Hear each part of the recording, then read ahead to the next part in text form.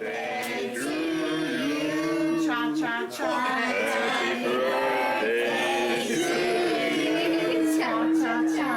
Happy birthday, dear Andrew. Cha cha cha. Happy birthday to you. Make a wish, make a wish. Many more.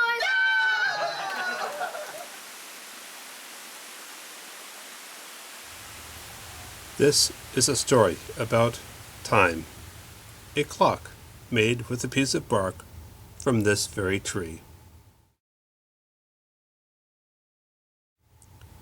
It begins with a young man, my son, and his then pride and joy, an old Honda Accord.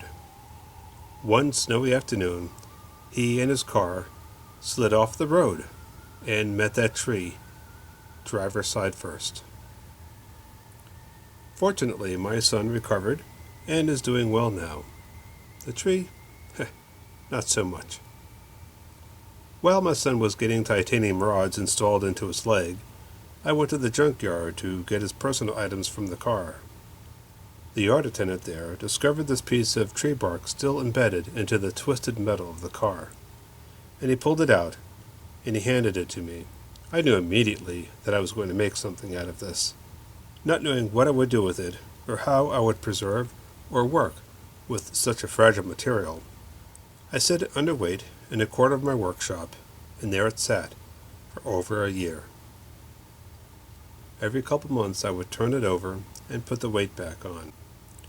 In the meantime, I happened to attend a workshop on using epoxies, where I learned about using stabilizing resin, cactus juice, and I figured that's what I need to stabilize this piece of tree bark. After a year of drying under the weight, the piece of bark was pretty flat and dry, so I built a vacuum chamber made out of plywood, with the inside lined with formica and Lexan for the front and back faces. It wasn't perfect, and it had some leaks. Well, it had a lot of leaks.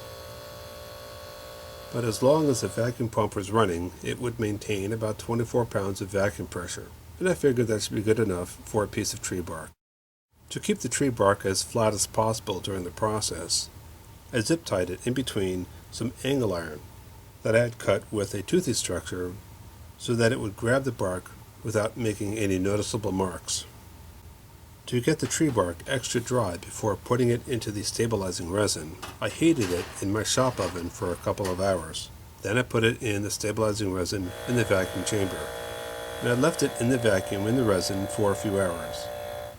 Then I removed it from the resin, and I brushed off the excess resin from the surface of the bark.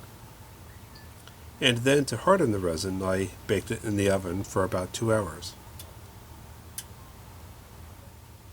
I did not wrap it in foil as one would normally do when stabilizing something like pen blanks, as I did not want the hardened resin to glue any foil to the bark.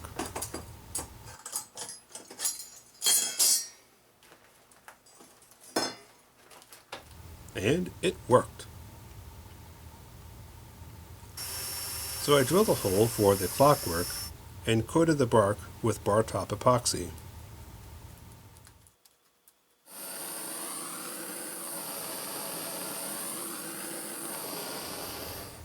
For a touch of elegance, I gilded the clock hands with gold leaf.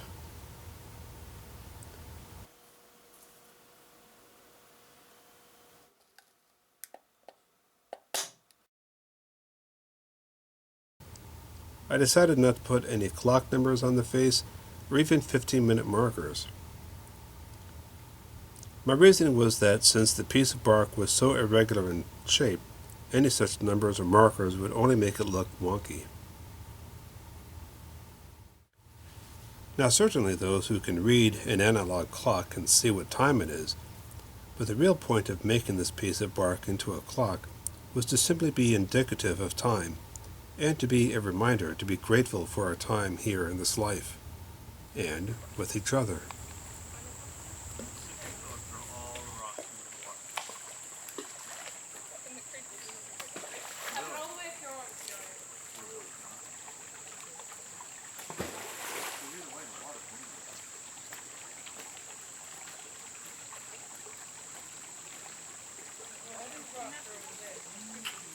I cannot sufficiently express my gratitude to the first responders, emergency medical staff, surgeons, therapists, and my wife, who made my son's very survival from the wreck and recovery afterwards nothing less than a miracle and works of mercy.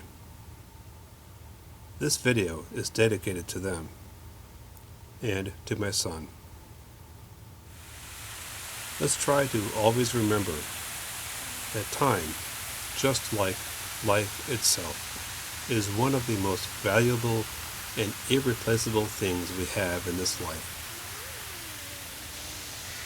As much as possible, enjoy the moments and use them with wisdom.